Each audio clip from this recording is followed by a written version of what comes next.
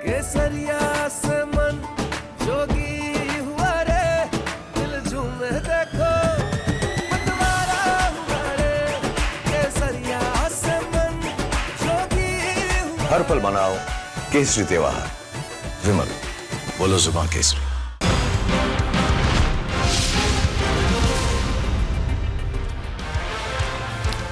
नमस्कार, बहुत स्वागत है आपका। मैं हूं विवेक और शाम के बज गए हैं 5। वक्त है आपको खबरों के मास्टर एंगल से रूबरू करवाने का। शुरू करते हैं मास्टर स्ट्रोक। आज सबसे पहले बात करेंगे छात्रों के नाम पर अपना राजनीतिक अस्तित्व तलाश रहे उन राजनीतिक दलों की जिन्होंने प्रदर्शन को फैशन बना लिया। होड़ लगी हुई है कि कहीं कोई छूट ना जाए। रांची हो, पटना हो, हर जगह पर छात्रों के नाम पर आवाज बुलंद की जा रही है। रांची में तो सीएम सोरेन ने छात्रहित छवि दिखाने के लिए 2014 से लेकर अब तक की कई प्रतियोगी परीक्षाओं को रद्द ही करवा दिया। इससे हुआ ये कि जो लोग 8 से 10 साल से सरकारी नौकरी कर रहे थे, बाबू बने हुए थे, एक झटके में उनका जीवन मिट्टी में मिल गया। इसके बाद बात करेंगे पड़ोसी राज्य यूपी की, जहां की मिट्टी अब सोना उगलेगी। योगी सरकार ने जापानी कंपनी स्कॉट कुबोटा के साथ समझौता किया है। एक बड़ा प्लांट लगाने की शुरुआत कर दी। यह प्लांट यूपी की प्रगति का रास्ता तय करेगा। दूसरी तरफ योगी के विजय पथ को रोकने के लिए कमर कस रहा विपक्ष अब तक अपने मसले ही नहीं संभाल पा रहा। गठबंधन का राग अलापने वाली सपा और कांग्रेस में आज फिर भरे मंच पर बहस हो गई। मतलब 2027 में गठबंधन के आसार कुछ खास नहीं लग रहे और यही सपा की समस्या। सपा के कद्दावर नेता रहे आजम खान की मुश्किलें भी कम नहीं हो रही। आजम खान की जौहर यूनिवर्सिटी पर अब ईडी ने शिकंजा कस दिया। करीब 500 करोड़ रुपए की धांधली का आरोप है और निशाने पर है खुद आजम खान। खैर, कार्रवाई तो दिल्ली में हुई है। अरविंद केजरीवाल सरकार में मंत्री रहे सत्येंद्र जैन को एसीबी यानी कि एंटी करप्शन ब्यूरो ने दिल्ली की राउज एवेन्यू कोर्ट में पेश किया और कोर्ट ने दोनों पक्षों की दलीलें सुनने के बाद फैसला सुरक्षित रख लिया है। पूरी खबर, पूरा विश्लेषण हम आपको बताएंगे, लेकिन सबसे पहले बात करेंगे उन राजनेताओं की जो छात्रों की आड़ में अपना राजनीतिक अस्तित्व बचाने पर तुले। राजधानी पटना में स्थिति देखिए। आज लालू प्रसाद की पार्टी आरजेडी ने प्रदर्शन किया। राजभवन मार्च के दौरान आरजेडी समर्थकों ने ऐसा बवाल काटा कि लाठियां चलने में देर नहीं लगी और राजधानी पटना की सड़कों पर यह बवाल चलता रहा। जरा देखिए क्या लिखा। AK-47 पर रार, पटना में लाठीचार्ज। ये ऐसे ही नहीं लिखा, इसके पीछे की पूरी कहानी हम आपको बता रहे हैं। और ये मार्च की शक्ल ली गई। तेजस्वी यादव प्रमुख नेता के तौर पर थे और हुआ क्या, इसकी पूरी पृष्ठभूमि हम आपको बता रहे हैं। तो राजधानी पटना की सड़कों पर संग्राम होता नजर आया और एक बार फिर सामने छात्र थे। वे छात्र जो अपने हक की लड़ाई के लिए रोजाना हर महीने में साल में करीबन 12 दिन तो जरूर सड़कों पर होते हैं। तो आरजेडी का ये कैसा प्रदर्शन है, ये सवालों के घेरे में। उसको अपने शरीर पर मत लपेटिए। यह मार्च तेजस्वी यादव के नेतृत्व में निकाला गया। आप समझिए इस बात को। स्क्रीन पर आने में थोड़ी देर हो गई क्योंकि थोड़ा सेट करने का मामला था। तो अब इस कहानी को भी सेट करते हैं कि तेजस्वी के बुलावे पर बिहार के अलग अलग इलाकों से आरजेडी कार्यकर्ताओं का हुजूम जुटा। कहने को तो ये छात्रों के लिए एक भीड़ थी, भीड़ की शक्ल थी, लेकिन असल में मकसद क्या था? मकसद ये था कि राजनीतिक साख को दोबारा जिंदा किया जाए। तभी तो तेजस्वी पुलिस की तमाम चेतावनियों को दरकिनार करते हुए बढ़ते गए आगे छात्रों को ढाल बनाया। तब तक पढ़े जब तक उन्हें डिटेन नहीं किया। देखिए, सरकार डरी हुई है। हम लोग शांतिपूर्ण मार्च कर रहे थे तिरंगा लेकर के, छात्रों के मुद्दे को लेकर के। इस जुर्म के खिलाफ हम लोग आगे लड़ाई लड़ते रहेंगे। जेल भेजने से हम लोग डरने वाले लोग नहीं हैं। हमारे भगवान श्री कृष्ण का ही जन्म जो है जेल में हुआ था और छात्रों के हक और अधिकार के लिए, बेरोजगारी मिटाने के लिए, पेपर लीक रोकने के लिए पारदर्शिता परीक्षा के लिए, इन सब सारी चीज़ों के लिए, अच्छी शिक्षा व्यवस्था के लिए, अच्छी स्वास्थ्य व्यवस्था के लिए, बिहार को आगे बढ़ाने के लिए, बिहार के भविष्य को बेहतर करने के लिए हम लोग हमेशा आवाज़ उठाते रहे। तो चारों तरफ हो हंगामा था, लेकिन तेजस्वी की निगाह कहां थी? देखा आपने, तेजस्वी की निगाह थी कि कितने मीडिया वाले आए, कितनी माइक लेकर आए, क्योंकि वो आए तो उसी के लिए थे, छात्रों के लिए थोड़े ना आए थे। ये प्रदर्शन, ये जो वाटर कैनन का इस्तेमाल है, ये थोड़ी खाने आए थे। ये तो आए थे कि भाई मीडिया, कितनी मीडिया आती है। अब जरा याद करिए तेजस्वी को कितनी बार देखा आपने इलेक्शन के बाद से अब तक। अब नजर आए, क्योंकि मुद्दा कहीं छूट ना जाए। और इस प्रदर्शन में कई लोग AK-47 जैसे दिखने वाले खिलौने वाली बंदूक लेकर आए थे। कहने को प्रदर्शन का तरीका है, आजादी है, जैसे चाहे करें, आजादी है, लेकिन इसके सियासी मायने को जरा समझिए। आरजेडी लगातार ये आरोप लगाती रही कि सिवान में छात्रों के प्रदर्शन के दौरान एक पुलिस वाले ने AK-47 से छात्रों को पीछे हटाने की कोशिश की, और इसी के खिलाफ आरजेडी प्रदर्शन कर रही। इस प्रदर्शन में पूरा लालू परिवार कूद पड़ा। तेजस्वी के साथ उनकी बहन मीसा भारती ने जमकर नारे लगाए। देखिए, आज सुप्रीम कोर्ट में सरकार गई थी और सरकार ने माना कि सिवान में AK-47 का इस्तेमाल हुआ है। आखिर एक अदना सा सिपाही किसके आदेश से प्रदर्शन में AK-47 लेकर के आया है? इसका जवाब ना तो सिवान के अधिकारी दे रहे हैं, चाहे वो DM हो, चाहे वो SP हो, ना ही बिहार सरकार दे रही है, ना ही वो DGP दे रहे हैं। तो आखिर बिहार के जो छात्र हैं और जो बिहार के आम जनता है, वो यही समझ रही है कि जो बिहार में जो सरकार है वो हत्यारी सरकार है। जब तक ये बिहार सरकार और DGP, DM और SP को सस्पेंड नहीं करते हैं, तब तक हम लोग चैन की सांस नहीं लेने वाले हैं। तो मीसा भारती को आप गंभीरता से सुन रहे थे। वाह, आवाज उठाई जा रही है, गर्मी है, उमस है, लेकिन नहीं, हम तो न्याय के साथ हैं, यही दिखाने की कोशिश की जा रही है। क्योंकि अगर ये दांव छूट गया तो बहुत पीछे रह जाएंगे। एक और नौकरी देने की मांग हो रही है एक तरफ, दूसरी तरफ बिहार के पड़ोसी राज्य झारखंड में क्या हो रहा है? हजारों युवाओं की नौकरी छीन ली गई। किसी को 12 साल, किसी को 10 साल, किसी को 8 साल नौकरी कर रहे थे, लेकिन रातों रात निकाल दिया गया। कल जो सरकारी बाबू दफ्तर से बढ़िया अपना टिफिन लेकर लौटे, घर वालों को बोला कि इन्हें धुलवा दीजिए, कल फिर दफ्तर जाना, एक कॉन्फिडेंस लेवल था। लेकिन अचानक पता चला कि उनकी तो नौकरी ही चली गई। गलती क्या थी?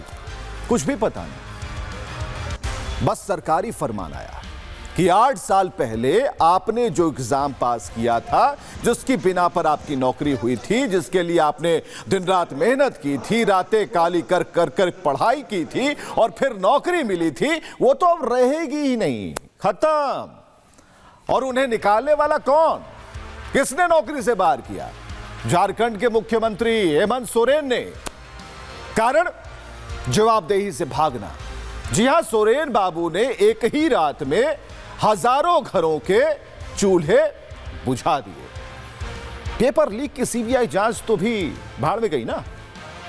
उन्होंने भर्तियों को ही रद्द कर दिया, वो भी 1 या 2 साल की नहीं, बल्कि 12 साल तक की भर्तियों पर चाबुक चला दिया, कनेक्शन ही कट, और बेसहारा छोड़ दिया तमाम लोगों को, उनके परिवारों को, जिनका दर्द आज रांची की सड़कों पर छलक रहा है। वो भी तो आवाज बुलंद कर रहे हैं, अपने हक की आवाज बता रहे हैं। देखिएगा ग्राउंड रिपोर्ट। प्रोजेक्ट भवन में इस वक्त की मेरी मौजूदगी है। मेरे पीछे भारी संख्या में आपको ये जो लोग नज़र आ रहे हैं, दरअसल ये JSSC CGL के सफल अभ्यर्थी हैं जो 2 दिन से यहाँ पे धरना दे रहे हैं। दरअसल इनका ये कहना है कि जो हेमंत सोरेन सरकार ने परीक्षा रद्द करने का निर्णय लिया, उसके बाद से कई हज़ारों अभ्यर्थी जो है वो बेघर हो गए हैं। अभ्यर्थी नहीं बल्कि ये सफल कैंडिडेट थे जो ASO के पद पर थे, कोई BSO के पद पर भी था। हाँ, आप किस पद पे? हम ASO जल संसाधन विभाग जमशेदपुर में कार्यरत हैं।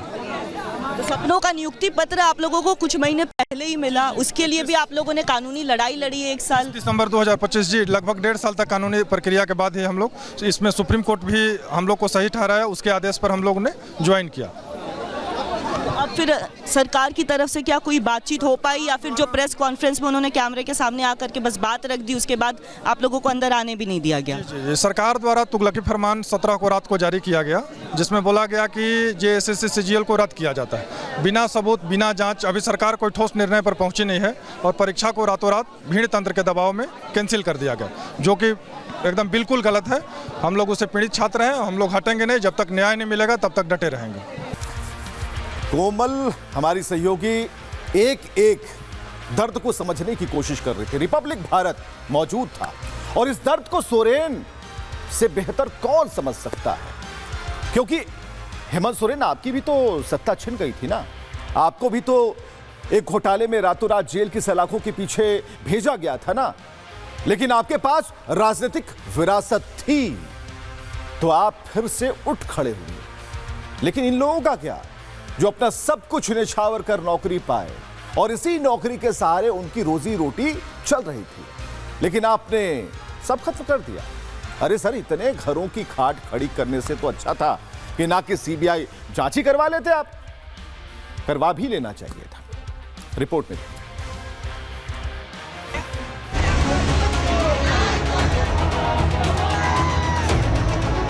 44 परीक्षाएं रद्द, छल का सफल अभ्यर्थियों का दर्द।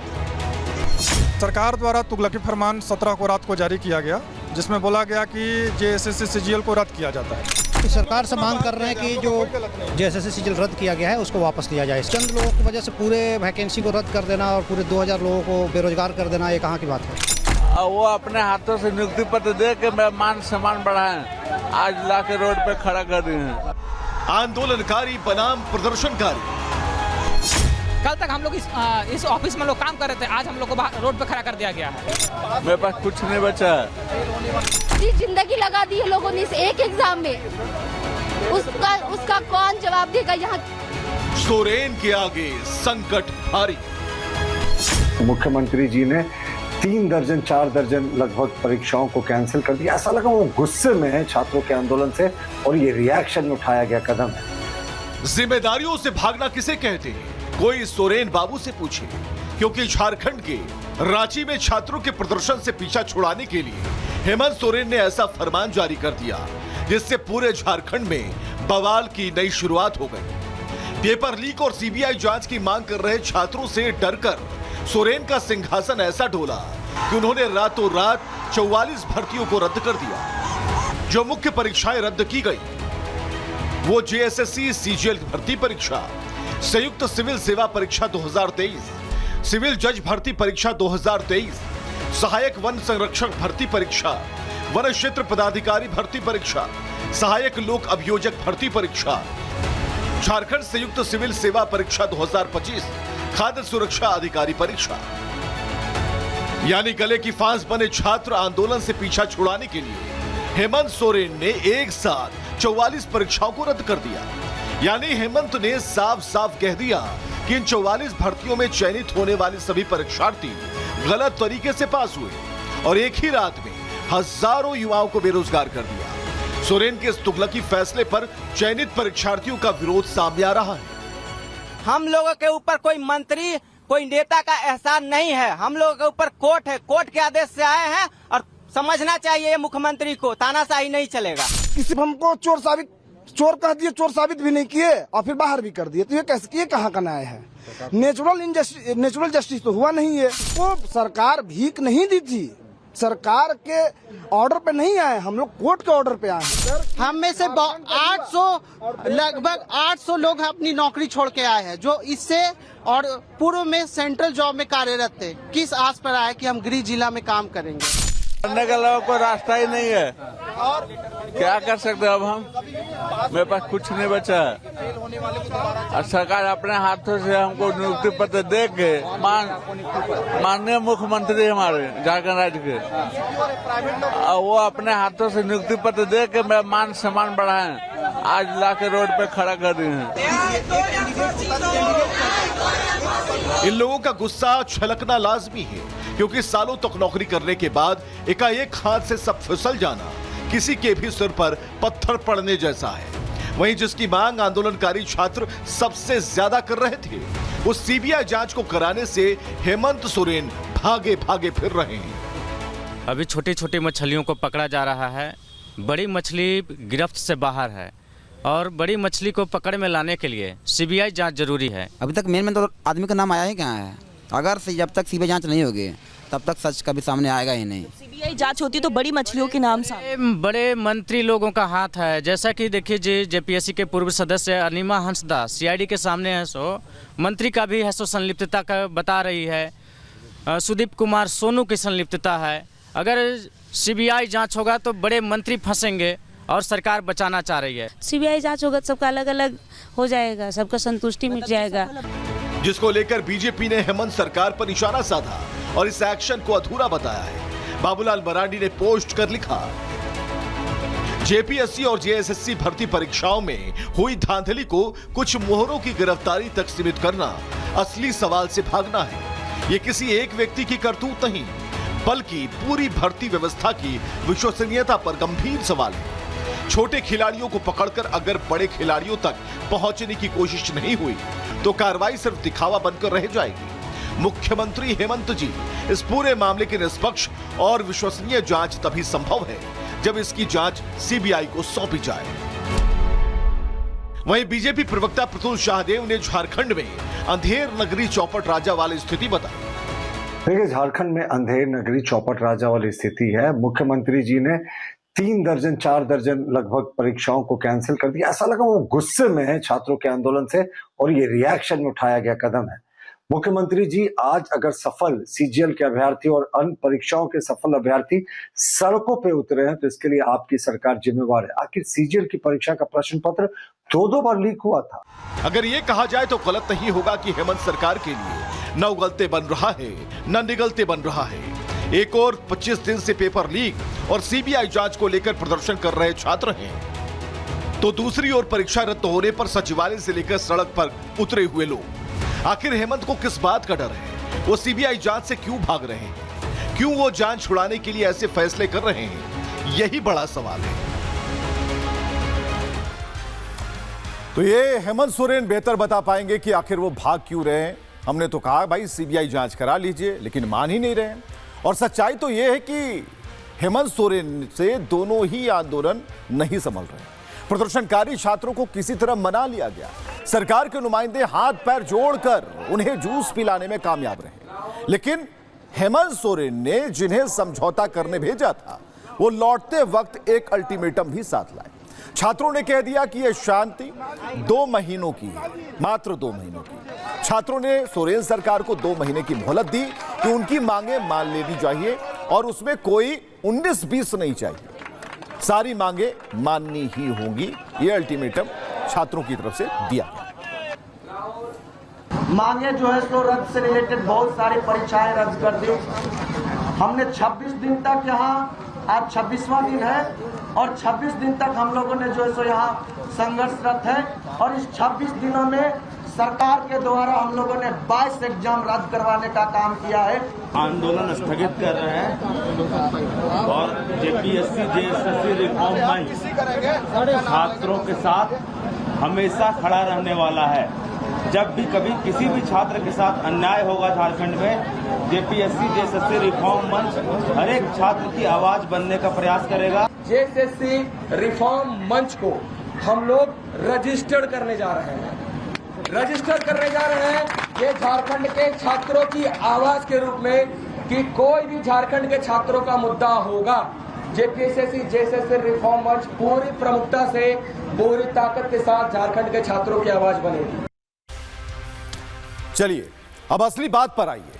सोरेन बाबू, डर किस बात का है आपको? सत्ता छिन जाने का? शायद इसलिए आपने हजारों परिवारों के हाथ से निवाला छीन लिया, जो बाबू साहब बनकर कल तक आपके दफ्तर में, आप ही के दफ्तर में हाजिरी दे रहे थे। उनका पल भर में आपने रोजगार छीन लिया। वही रोजगार जिसकी नियुक्ति पत्र देते समय आपने जमकर वाहवाही लूटी, भाई हमने तो रोजगार दे दिया, बुलाया और रोजगार बांट दिया। सत्ता में आपके भागीदार, आपके सरदार राहुल गांधी ने आपको शाबाशी दी, वाह बहुत बढ़िया काम किया। लेकिन अब क्या हुआ? आपको शायद अपनी सरदार की तरह आपको भी पलटने की आदत पड़ गई और इसका खामियाजा भुगतना पड़ रहा है इन तमाम हजारों युवाओं को, जिनको अब डर सता रहा है कि उनकी कुर्सी चली जाएगी। अब उनकी दाल रोटी कैसे चलेगी? उनके बच्चों के स्कूल की फीस कौन भरेगा? उनके घरों की गाड़ी की जो ईएमआई है वो कैसे जाए? वैसे आपसे ज्यादा कुर्सी जाने का डर कौन समझ सकता है? जब आपको खनन घोटाले में जेल की सलाखें देखनी पड़ी थी, याद है आपको? आपने क्या कुछ नहीं किया उस कुर्सी को बचाने के लिए। इतनी लंबी दाढ़ी हो गई थी आपकी और आपकी कुर्सी तो बच गई, लेकिन इन हजारों घरों को बर्बाद आपने कर दिया। अब ये क्या करेंगे? सोचिएगा जरा, अकेले में जब बैठते हैं तो अपने हक की आवाज उठाने वालों, इन लोगों पर डंडे आप बरसाएंगे क्या? क्योंकि आपकी सहयोगी पार्टी तो कह रही है कि आप पर खासा दबाव है। कि हमारी सरकार ने बहुत बड़ा फैसला लिया, जिसके कारण आपने देखा होगा कि जेपीएससी जेसीएससी जो महत्वपूर्ण एग्जाम है उसको रद्द कर दिया गया, जिसमें राहुल गांधी जी की बहुत बड़ी भूमिका रही। राहुल जी का दबाव था कि युवाओं को साथ दो, तो सरकार ने फैसला लिया। ये जीत है और क्या आप अपने अलायंस पार्टनर से खुश हैं कि देरी हुई या? लेकिन देखिए, जीत नहीं है, जीत दिखा सरकार युवाओं के साथ है। भारतीय जनता पार्टी ने गेम किया, वहाँ युवाओं को भड़काया। छात्रों की बात सुनना तो जरूरी है, क्योंकि देश अब विकास की जो बुलेट रफ्तार पकड़ने वाला है, उसकी ड्राइविंग सीट पर यही छात्र होंगे। पहले बुलेट ट्रेन प्रोजेक्ट अब यूपी में जापानी कंपनी के जरिए करोड़ों का निवेश, यह बता रहा है कि देश बदल रहा है। यूपी में योगी आदित्यनाथ की अगुवाई में जापान की एक बड़ी कंपनी स्कॉट कुबोटा ने 2000 करोड़ का प्लांट स्थापित करने की शुरुआत की। योगी ने जापान के गवर्नर के साथ मीटिंग की और करोड़ों के निवेश की शुरुआत कर दी। जापान और यूपी के पुराने संबंधों का भी जिक्र किया गया है। उत्तर प्रदेश और जापान के संबंध हमारे प्राचीन सभ्यतागत विरासत पर आधारित हैं। Japan land of the rising sun है और Uttar Pradesh land of the सूर्य वंश है, land of the Shri Ram है, land of the Shri Krishna है, लैंड ऑफ द बुद्धा है, land of the unlimited potential है। जापान के पास precision, quality, technology, research capability, manufacturing excellence, kaizen की फिलॉसफी है, तो उत्तर प्रदेश के पास skill, market, infrastructure, policy, law and order एवं एम्बिशन है। ये दोनों ही कॉम्बिनेशन प्रदेश के manufacturing ecosystem, MSME ecosystem, skilling, R&D, logistic capability को एक नई ऊंचाई पे ले जा सकते हैं। तो ये समानताएं हैं और समानताएं सबके सामने योगी आदित्यनाथ ने रखी। भारत संस्कार सभ्यता की जननी है और यही आज योगी आदित्यनाथ ने भरे मंच से बताया। यूपी में जापान की इस कंपनी के साथ क्या समझौता हुआ वो भी आप समझिए जरा। सीएम योगी आदित्यनाथ ने स्कॉट कुबोटा नाम की कंपनी की इकाई की नींव रखी और यह कंपनी जो है यूपी के जेवर में 2025 करोड़ का प्लांट लगा रही है। इस प्लांट से देश के करीब 3800 लोगों को, 3800 लोगों को रोजगार मिलने की उम्मीद है। ये एक अत्याधुनिक मैन्युफैक्चरिंग संयंत्र होगा जिसमें जापानी तकनीक का इस्तेमाल होगा। यहां पर ट्रैक्टर, कंस्ट्रक्शन इक्विपमेंट और अन्य संबंधित उत्पादों का निर्माण होगा। इस कार्यक्रम में केंद्रीय मंत्री अश्विनी वैष्णव और कृषि मंत्री शिवराज सिंह चौहान भी शामिल थे और वैष्णव ने उम्मीद जताई कि यूपी में वैश्विक कंपनियों की बढ़ती भागीदारी देश की मैन्युफैक्चरिंग क्षमता के विकास में विस्तार में अहम कदम साबित होगी। इधर कृषि मंत्री शिवराज सिंह चौहान ने दावा किया कि जापानी कंपनियों के आने से कृषि क्षेत्र में उन्नत मशीनों की हिस्सेदारी बढ़ जाएगी। तो काम की बात यही थी। यूपी सरकार के साथ क्या कुछ साइन हुए हैं, किस तरीके से यह समझौता एक बड़ा रूप लेने वाला है, सुनिए।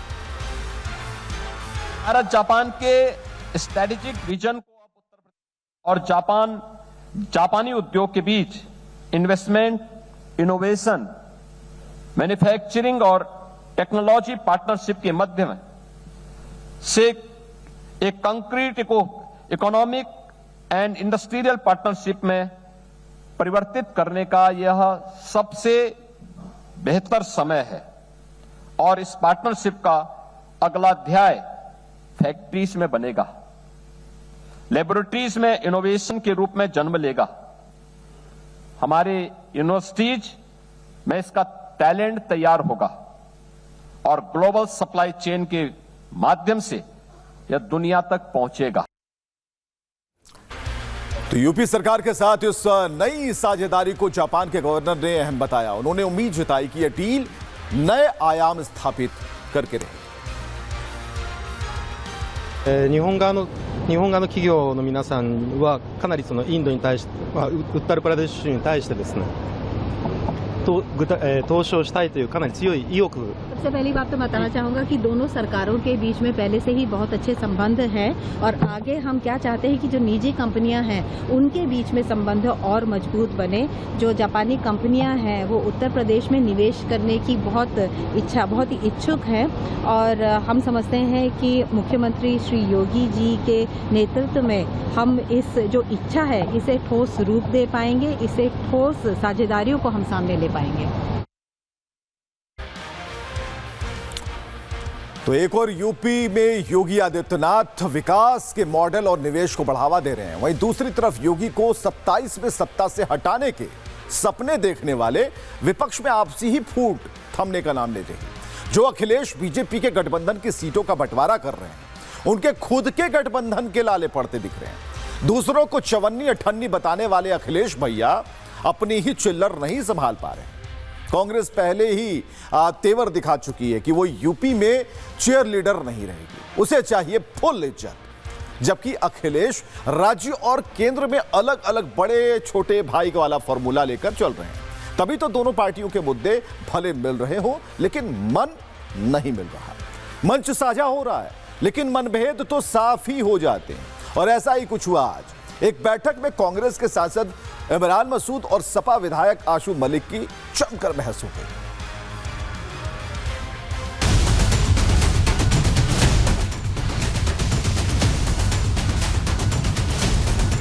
मसूद और आशू में बहसबाजी, सामने आई विपक्ष की गुटबाजी। कांग्रेस सपा में तकरार, क्या ऐसे लड़ेंगे 27 का चुनाव? कांग्रेस और सपा गठबंधन की कलई एक बार फिर खुल गई है। सपा कांग्रेस नेताओं के दिल कितने मिले हुए हैं, यह बात खुलेआम जगजाहिर हो गई है। कांग्रेस सपा के नेता एक दूसरे को इतना सुहा रहे हैं कि सरेआम जुबानी जंग लड़ते नजर आ रहे हैं। सहारनपुर में इस गठबंधन की ऐसी ही तस्वीर सामने आई, जहां कांग्रेस सांसद इमरान मसूद और सपा विधायक आशू मलिक जिला स्तरीय बैठक में ही भिड़ गए। प्रशासन और कार्यकर्ताओं के सामने ही दोनों में सिर फुटअव्वल होने लगा।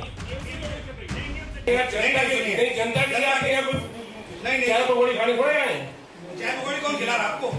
आप नियमों में नियमों में रहिए, आप नियमों में रहिए। अरे हम आपसे नहीं, आप नियमों में रहिए और आप ये इस तरह से किसी को भी नहीं कह सकते कि आप गलत जानकारी दे रहे हैं।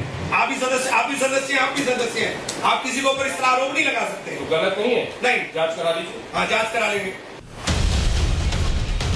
इस विवाद की वजह आप जानेंगे तो हैरान रह जाएंगे। यह विवाद हुआ सवाल पूछने को लेकर। सपा विधायक ने जैसे ही अपने क्षेत्र की समस्या को लेकर सांसद मसूद से सवाल पूछा, मसूद इतना चिढ़ गए कि चेयर की परमिशन लेने का हवाला देने लगे। इसके बाद विवाद बढ़ता ही चला गया।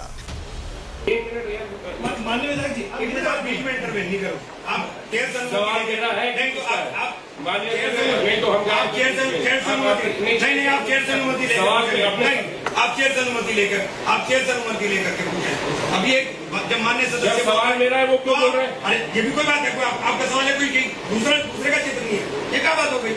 आप भी पूछिए, आप दिशा की मीटिंग है, कोई दिशा की मीटिंग नहीं है। नहीं, दिशा की मीटिंग है। नहीं, नहीं हम नहीं बर्दाश्त नहीं, ये नियम से चलेगी। नियम से चल रही है, नहीं नियम से चलेगी, नियम से चलेगी। चेयर की अनुमति के बिना नहीं, बाहर करिए। नहीं चेयर की अनुमति के बिना नहीं। पहले माननीय सदस्य आप अपने सवाल पूरा करना, उसके बाद आप सवाल तो हमारा है, माननीय विधायक हम संतुष्ट नहीं है जवाब से। आप आगे थोड़ी ना बढ़ गए ना। माननीय विधायक जी मदद की तो आप गलत जानकारी को दे रहे हैं। गौर करने वाली बात यह रही कि बगल में बैठी सपा की सांसद इकरा हसन ये सब चुपचाप देखती रही, मानो जताने की कोशिश कर रही हूं कि उन्हें कुछ पता ही नहीं, जबकि सारा माजरा उनकी आंखों के सामने चलता रहा।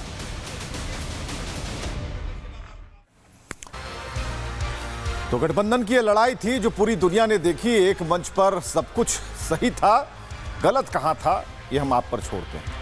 बैठक के बाद दोनों नेताओं के बीच में आपसी तल्खी देखने को मिली। एक तरफ जहां आशू मलिक बैठे थे, अभी भी लिखित जवाब पर कायम हैं और कह रहे हैं कि मीटिंग गलत रास्ते में जा रही थी। वहां सांसद इमरान मसूद ने आशू मलिक पर नियमों के विरोध जाने का आरोप लगाया। क्या आरोप प्रत्यारोप है दोनों के, आपको सुनवा दें। हमारे विधानसभा से जुड़े जितने विषय थे, जितने विषय 80% एजेंडे में जो थे वो हमारे विषय थे, तो हमने अपने में रखे। जो एक दो रह गए समय के अभाव में, हमने उनमें लिखित जवाब मांग लिया। जिन चीज़ों पे जो हो रही थी उन्होंने इस चीज़ को, या तो उनको जल्दी थी तो विषयों पे तो चर्चा होनी थी, कोई भी उसका एजेंडा था पूरा, उसी एजेंडे पर बात होनी थी बिंदु वाइज, विभाग वाइज। लेकिन उन बिंदुओं को आपने देखा और कहा कि इसको पढ़ा हुआ मान लीजिए, तो अपनी बात मनवाने के लिए तो नोक झोंक करनी पड़ती है। नहीं तो नियम के तहत ही हुई ना मीटिंग, सब बोले ना, फिर बोलने का सबको मौका मिला है। कोई भी आदमी, कोई दूसरा सदस्य अगर बोल रहा है तो आप इंटरवीन नहीं करेंगे, आप उनकी बात पूरी होने दीजिए, फिर आप अपनी बात रख लीजिए। अब ये थोड़ी ना कि आप ही ज्ञान के सारे भंडार आपके पास है। 4.25 घंटे मीटिंग चली, 1-2 मिनट मीटिंग नहीं चली। एक एक विषय को बारीकी के साथ उठाया गया। कई लोगों को कारण बताओ नोटिस इशू किए गए, कई लोगों को ओपन वार्निंग देकर छोड़ा गया। तो ये जो तरीका काम करने का उसी से होगा, नियमों से तो काम होगा। तो ये है एकता और ऐसे है आंख तरेरना। जनता देख रही है। पहले ही गठबंधन की लड़ाई में उलझे विपक्ष को आजम खान पर छापेमारी ने और परेशान कर दिया। सपा के कद्दावर नेता आजम खान पर जौहर यूनिवर्सिटी मामले में एक साथ 12 जगह छापेमारी की गई और ईडी ने तकरीबन 500 करोड़ के घोटाले को लेकर यह कार्रवाई की है। ठीक मोहम्मद अली जौहर यूनिवर्सिटी के बाहर खड़ा हूं और आप देख सकते हैं जो पीएसी के जवान हैं वो मौजूद हैं, सुरक्षा बल यहां पर तैनात हैं, वज्रवाहन उत्तर प्रदेश पुलिस का वज्रवाहन भी यहां पर तैनात है। हालांकि अंदर क्लासेस चल रहे हैं, इस लिहाज से जो छात्र हैं वो उन्हें आने जाने दिया जा रहा है, उनकी आवाजाही पर रोक नहीं है, लेकिन उसके अलावा किसी की आवाजाही पर रोक लगा दी गई है। बताया जा रहा है कि सुबह 7 बजे 3 गाड़ियों से करीब 15 से ज़्यादा अफसर यहाँ पर पहुँचे और छापेमारी सुबह 7 बजे से लगातार चल रही है। दस्तावेज खंगाले जा रहे हैं। ये जो ड्रीम प्रोजेक्ट है उसके खिलाफ ये सबसे बड़ी कानूनी घेराबंदी आप कह सकते हैं। और इस कार्रवाई के पीछे 2-3 बड़ी वजह सबसे पहले तो 494 करोड़ का जो फर्जी रसीद स्कैम है। इनकम टैक्स ने इस यूनिवर्सिटी को चलाने वाले ट्रस्ट का जो चैरिटेबल स्टेटस है वो पहले ही रद्द कर दिया था। सामने आया था जांच में कि 494 करोड़ का फंड दिखाया गया था, जिसका एक बड़ा हिस्सा हार्ड कैश के रूप में जमा कराया गया था। इसमें कोलकाता, दिल्ली की जो शेल कंपनियां थी, इनमें करीब 14 शेल कंपनियों का इस्तेमाल किया गया था फंड को मैनेज करने के लिए। कई फर्जी रसीदें काटी गई थी, हजारों ऐसी संख्या में फर्जी रसीदें काटी गई थी। उन रसीदों को भी खंगाला जा रहा है, उन रसीदों को भी अपने कब्जे में लेने की कोशिश हो रही है। तो इस कार्रवाई ने जिसने सबसे ज्यादा परेशान किया है वो है समाजवादी पार्टी। दूसरों को आईना दिखाने वाले अखिलेश यादव के खासम खास आजम खान के ठिकानों पर ईडी ने ताबड़तोड़ छापे मारे, तो उनका परेशान होना लाजमी है, क्योंकि सपा तो उन्हें 27 में गृह मंत्री बनाने का ख्वाब दिखा रही। भला ऐसे कार्रवाई होगी तो गृह मंत्री के बजाय हवालात की हवा खानी पड़ जाएगी। रिपोर्ट देखिएगा।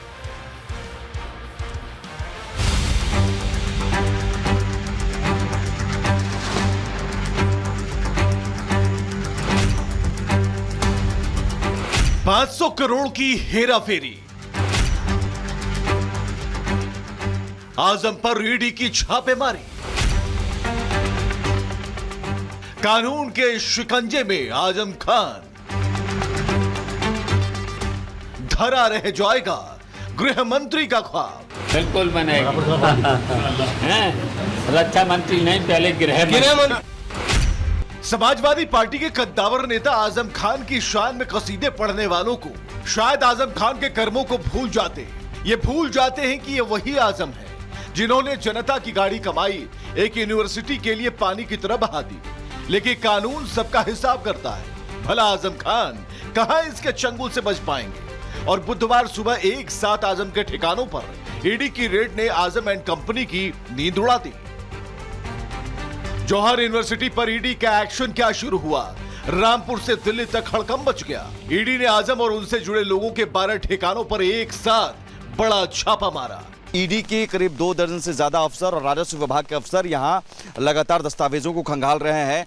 इसी यूनिवर्सिटी पर दरअसल छापेमारी 2019 में भी हो चुकी है, 2023 में भी ईडी ने छापेमारी की थी। और लेकिन आज की छापेमारी बहुत अहम इसलिए भी है क्योंकि पीएमएलए के तहत ये कार्रवाई हो रही है, प्रिवेंशन ऑफ मनी लॉन्ड्रिंग। मंत्री रहते हुए जो सरकारी ठेके मिलते थे, सरकारी ठेकों से जो पैसा मिलता था, उन पैसों का इस्तेमाल इसी यूनिवर्सिटी की संपत्तियों को बनाने में लगाया गया। हाल ही में रामपुर विकास प्राधिकरण ने सीधे इस यूनिवर्सिटी की जो 38 इमारतें हैं, कुल 40 इमारत में से 38 इमारतों को अवैध घोषित कर दिया था और जमींदोज करने की सीधे नोटिस दी गई थी। हालांकि कमिश्नर कोर्ट में यह मामला विचाराधीन है, स्टे लगा दिया गया है। आजम खान पर ईडी के शिकंजे की वजह है जौहर यूनिवर्सिटी के नाम पर पैसों की बंदरबाट, क्योंकि आजम खान अब तक यूनिवर्सिटी बनाने में लगे 494 करोड़ का हिसाब देने में नाकाम रहे हैं। इसलिए आजम खान के जौहर साम्राज्य पर ईडी का शिकंजा कस गया। रामपुर से लेकर सहारनपुर और मुरादाबाद, लखनऊ से लेकर दिल्ली तक ईडी की ताबड़तोड़ छापेमारी हुई है। पीएमएलए के तहत आजम खान के ट्रस्ट और जौहर यूनिवर्सिटी से जुड़े करीब 12 ठिकाने जांच के घेरे में हैं। यानी ईडी की जांच के केंद्र में है पैसा, वो भी 1-2 करोड़ नहीं, पूरा 494 करोड़। आजम खान पर ईडी की कार्रवाई क्या हुई? उनके शुभचिंतक बिलबिलाने लगे। मुखिया अखिलेश यादव ने इसे लेकर सरकार को घेरा। उन्होंने एक्स पर लिखा, शिक्षा, शिक्षक और शिक्षार्थी विरोधी, स्कूल बंद करवाने वाले भाजपाई और उनके संगी साथी यूनिवर्सिटी बनाने वालों के खिलाफ ईडी की छापेमारी कर रहे हैं, जिससे कि उनके 1 से 2% बचे हुए सांप्रदायिक संकीर्ण सोच के कुतर्की समर्थकों को संतुष्ट कर पाए, जबकि उन भ्रष्टाचारियों पर कोई कार्रवाई नहीं हो रही जो आपराधिक कांडों में संलिप्त हैं। वहीं अखिलेश के आरोपों पर सुभाषपा प्रमुख ओपी राजभर ने पलटवार किया। कहा कि आजम खान के विश्वविद्यालय मामले के असली जिम्मेदार अखिलेश शिवपाल हैं। कि इस छापे के पीछे खड़े हैं शिवपाल जी और अखिलेश जी, चच्चा और बच्चा दोनों हैं। मतलब जब यूनिवर्सिटी बनी तो मकान बनाने के लिए अनुमति लेनी पड़ती है ना, आपने अनुमति नहीं ली, सरकारी जमीन पर आपने भवन बना दिया और सरकारी जमीन यूनिवर्सिटी के नाम दर्ज नहीं कराया। तीसरी चीज, आपने धन दिया तो धन का ब्यौरा भी तो होना चाहिए। अहंकार था कि सरकार हमारी है, हम जो चाहेंगे वही कर लेंगे। ईडी रेड को लेकर यूपी के अल्पसंख्यक कल्याण मंत्री दानिश आजाद अंसारी ने भी आजम खान को घेरा। कहा कि लूट और भ्रष्टाचार की नींव पर खड़ी है जौहर यूनिवर्सिटी। अपने निजी स्वार्थ के लिए उस विश्वविद्यालय की स्थापना करके जनता के गाड़ी कमाई के पैसों को एक लूट के जरिए, भ्रष्टाचार के जरिए उस विश्वविद्यालय की नींव को खड़ा किया गया। तो जब आप गरीबों का जमीन अवैध रूप से कब्जा करके कोई काम करेंगे, सरकारी जमीनों का अवैध तरीके से कब्जा करेंगे, सरकारी धन का दुरुपयोग करेंगे, तो इसका परिणाम ऐसा आना स्वाभाविक है। वहाँ पर जांच एजेंसी अपना काम कर रही है और निश्चित तौर पे कहीं भी भ्रष्टाचार की कोई भी चीजें सामने आएंगी तो उसके ऊपर कार्रवाई भी होगी। तो आजम पर बवाल मचा है। हवालात की हवा तो दिल्ली के पूर्व मंत्री सत्येंद्र जैन, इधर उन्हें खानी पड़ी। जनता के जल के नाम पर किए गए टेंडर घोटाले के आरोप में दिल्ली के पूर्व मंत्री सत्येंद्र जैन पर एसीबी ने शिकंजा कसा और एसीबी ने सत्येंद्र समेत कुल 6 आरोपियों को गिरफ्तार किया। और जब रिपब्लिक भारत ने सत्येंद्र जैन से सवालों की बौछार की तो बस मौन साध रहा। देखिए, सत्येंद्र जैन, आपको लगा आप बच के निकल जाएंगे इससे? आपको लगा आप इतना बड़ा करप्शन करके बच के निकल जाएंगे सत्येंद्र जैन? सर आपको लगा आप बच के निकल जाएंगे ऐसे इतना बड़ा स्कैम करने के बाद? सत्येंद्र जैन आपको लगा आप बच के निकल जाएंगे स्कैम से? सत्येंद्र जैन जवाब दीजिए। सत्येंद्र जैन जवाब दीजिए। आप इतना बड़ा स्कैम करके बच के निकलने की कोशिश क्यों कर रहे थे? सर आपको लगा आप बच के निकल जाएंगे क्या इससे? सत्येंद्र जैन 17 करोड़ रुपए का स्कैम है ये पूरा। सत्येंद्र जैन। तो रिपब्लिक भारत सत्येंद्र जैन से सवाल पूछता रहा, लेकिन सत्येंद्र जैन ने देखना मुनासिब नहीं समझा। इतनी आसानी से बचकर निकल जाएंगे? बच के तो नहीं निकलेंगे। हाँ, सवालों से बचकर जरूर निकल गए। अब देखिए, सत्येंद्र जैन पर फिर शिकंजा कस दिया गया। कोर्ट के चक्कर लगा रहे हैं, सफाइयां दी जा रही हैं। फिलहाल कोर्ट ने फैसला सुरक्षित रख लिया।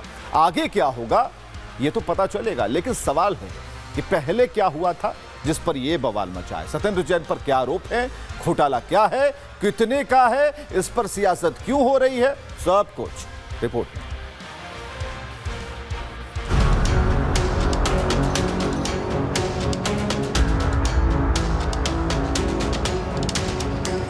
पंजाब चुनाव की वजह से किया जा रहा है। जैसे ही अरविंद केजरीवाल की करप्शन की दुकान दिल्ली में खत्म हुई तो उन्होंने वही करप्शन के बड़े बड़े मॉल पंजाब में खोल दिए।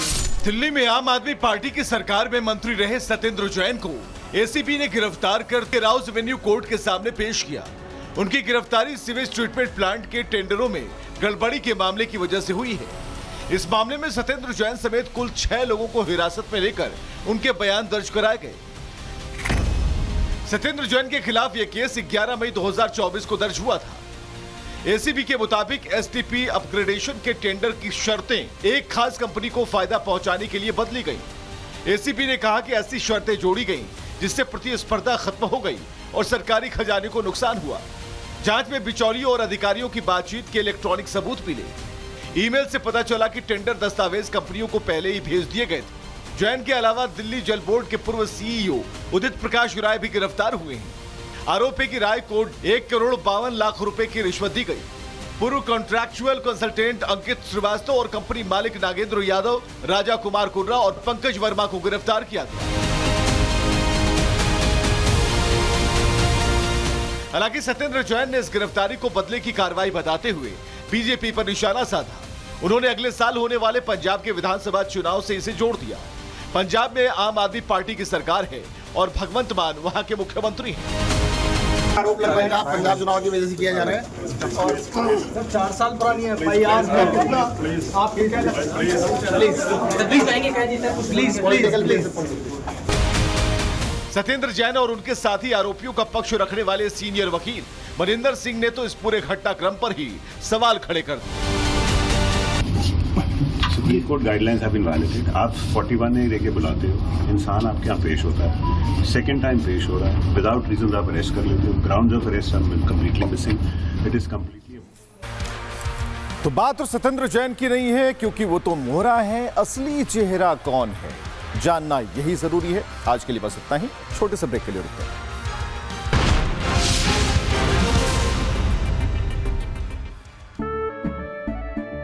केसरिया से मन जोगी हुआ रे, दिल झूमे देखो मतवारा हुआ रे।